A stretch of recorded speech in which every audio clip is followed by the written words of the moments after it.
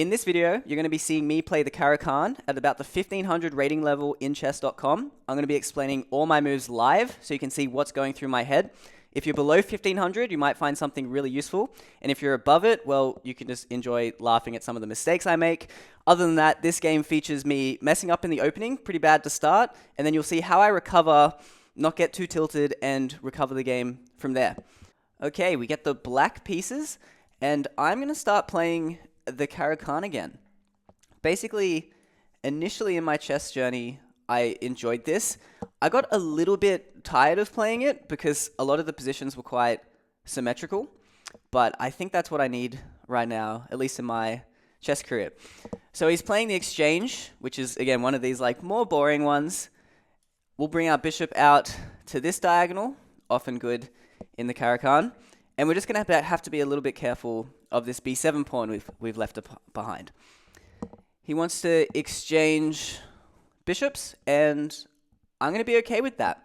You can, keep the tension, push e6, drop it back, but I'm looking for simple chess with the black side to try and get my win rate up. So let's play nice and simple again, just playing e6. He has this check, but obviously nothing to worry about right now. And other than that, we're just trying to get out of the opening. I think I'll offer an exchange of bishops as well.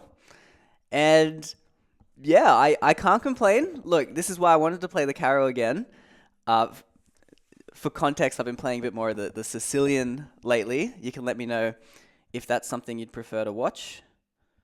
But like I was saying, I want to try this. So it feels like we're already getting punished for leaving this b7 weakness. I may have made a bit of a blunder here. Normally, it's not great to have your queen be the only defender. So, because I can block here, take, and I lose that pawn. And I guess I get counterplay. So it's not too bad. But if he doesn't take, he takes here with check. I have to move. Look, I have to just go for it. I think his best move is just to take this immediately. Because if I take, he takes the knight with check, and I have to run over here. So things have not gone too well out of the opening. But that's what happens when you start playing a new or new-ish opening again, right? You gotta be careful of these things. And I mentioned we were going to be careful of this b7 pawn, but alas, I was not careful enough. So, yeah, tactically, I think we're going to be a bit behind out of the opening here. I'm not sure exactly what I can do to save the day. He's probably just figuring out whether it's worth it to take this pawn first or take the bishop first. I feel like, yeah, so he goes for this one. Yeah, I don't think there's a way I can I guess I could defend my knight. That way I keep castling rights, at least. But no. But then take, and then that's hanging. Okay. I think we might just go into an endgame a pawn down. It's not the end of the world. We can take our chances, and I don't want to spend too much time. Oh, sorry. For a second, I thought we could block with b7 again, but obviously that would drop the rook. So let's just slide our king over and see how we go. At least we get this square with tempo, which is nice. And this queen is going to be a bit vulnerable. But other than that, this is not looking great straight out of the opening. Yeah, so got to be really careful in the Caro-Kann taking that bishop out early. You see it a lot in the analysis. You'll get an inaccuracy in a lot of lines, bringing your bishop out, even though that is one of the big benefits of the Caro-Kann. And you can see why here, at least, I've gotten punished pretty badly. That is an interesting move, g3. So I'm not really sure why he wants to kick my bishop away, because it could stay here on this diagonal. But yeah, I guess there's good at least to like protect my king a bit. But we might run into some like tactical problems like we ran into earlier. Yeah, I don't know why he's trying to... Because this knight's now undefended, which could definitely help us in the long run. I'm just gonna drop my bishop back here. That seems okay.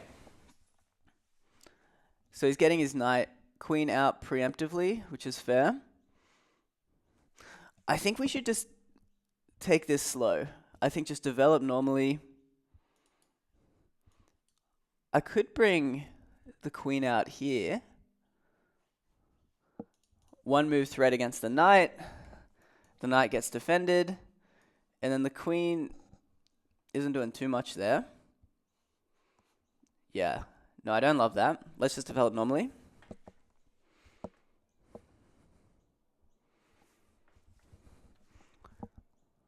So he's got a massive majority here on the queen side. 3 against 1. That's what we're going to have to be most careful of if we're trying to get a draw. Develops that way. So I can fianchetto my king, which, again, now that leaves this knight undefended, but I think it's worth it. Let's just get our king to safety, and then we're going to deal with neutralizing these pawns and hopefully holding a draw. Okay, so his knight's coming in. Could attack that square. Could trade there, and then he will support that pawn, so I don't love that either. Let's just stick to our plan. Get the king out of the center. Definitely this pawn we're going to have to be careful of with that pressure. And he does that preemptively himself. Okay. So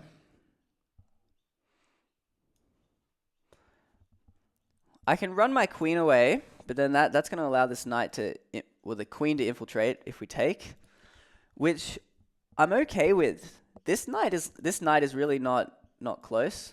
I say we just start getting some other pieces involved, putting some pressure on that, attacking that square as well. And we'll take a look at our time. We have 2 minutes left, and we're down a little bit on the clock. Yeah, I think our best bet is let's just get these rooks to these open files, try and win some of these pawns, because he has the majority, but obviously they're a lot easier for us to attack, which is nice. Yeah. This king is like potentially quite weak now as well. Castle's queenside. I feel like this is asking for trouble. Surely. There's just so many open files on this side of the board. Yeah. I can't imagine that is good. So let's just get this rook, because obviously this rook is probably going to land on the C file. Could have been nice to keep that rook on the A file, but this was his plan. Well, that just drops this pawn. I'm running into my own X-ray, I guess, but that's okay. Yeah, you got to take 3 pawns. That equalizes material. I'm also threatening to win another pawn here. And I'm counterattacking the queen. So this has gone well. Our opponent's definitely got a bit too excited pushing his pawns on the king side.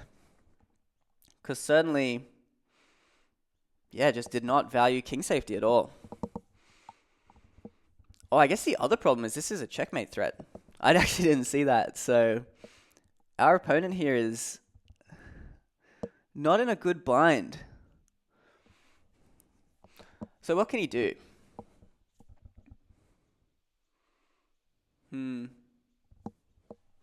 Does that work? Keeps him alive for now. Obviously, if we take the queen, we're counterattacked. I kind of like just pinning that pawn. No rush. Yeah. Let's get our pieces in the party. So his queen's still under attack. Yep. So if I take, check, take. Yeah, that doesn't work tactically. That's okay. I think if I go like here, I'm just going to get chased away. So I should probably... I can't go there either. There. Rook there. My queen's running out of squares. I think let's just go here, and then we can threaten that move. I would love to jump this knight forward, but I'm going to wait until this knight moves. And we'll see. Still feels like he's in a ton of trouble. Obviously, queen and king aligned. That just loses a pawn.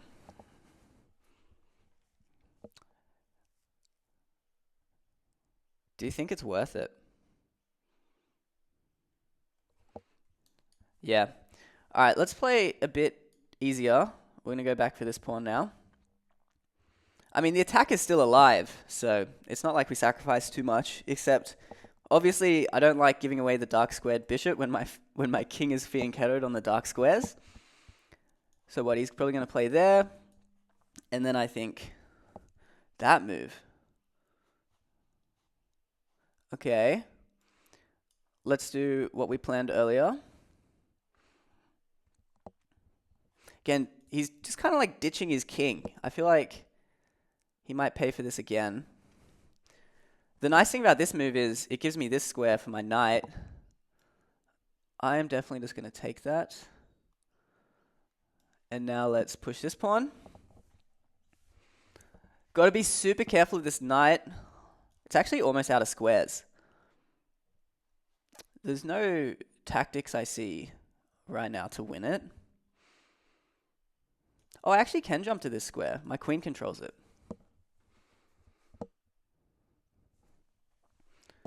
Get my knight like to this square. That could be great for the attack. I do definitely want to get rid of this pawn though. Obviously, if a queen ends up on f6, that is not good. Or maybe even just, keeping this knight to protect my king might be a good idea. So he pushes that. That just blunders the knight, I think. We're going to go for it. And he resigns. So interesting game. Certainly a lot to learn out of the opening. Let's have a look. So I've made myself a bit smaller so we can check out the analysis on chess.com. So we had our Caro-Kann set up, and it's just a normal exchange Caro. I bring my bishop out there. You can see it's excellent, but we certainly made a pretty big mistake. Apparently this was fine. So let's see what I missed, because knight c6 is the inaccuracy. But I thought for a while here and still couldn't find the best move. So I see. Obviously, if he takes here, you win the queen. Okay, that's what I missed. I thought if we moved our queen up here, he could take back, and then I would lose the pawn. So that is me just tactically being a bit blind. But that's good to know. That's definitely important to know. So this is all fine.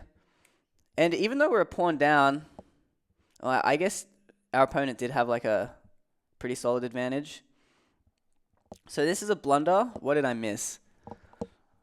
So obviously, maybe I should have taken more time here, because this was obviously just not looking great for our opponent, right? Let's see if we can find the best move, because I just materialistically just went for the free pawn, right? That's hard to feel like that's not the best move. Maybe it is just like trading and then bringing the rook in. And then he would move. I don't see it. Let's see what the best move was. Just moving there. So I guess the difference is he's dropping this pawn. I see. Because the queen can't actually decline a trade here because we control that square. So that's important. Definitely should have kept an eye on that weakness there. Pinning was good. That was good. This was all good. Surprised that's not the best move.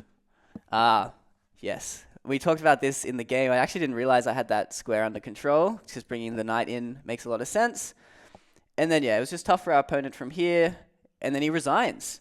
So, solid game. Definitely have to remember that opening sequence for the Caro.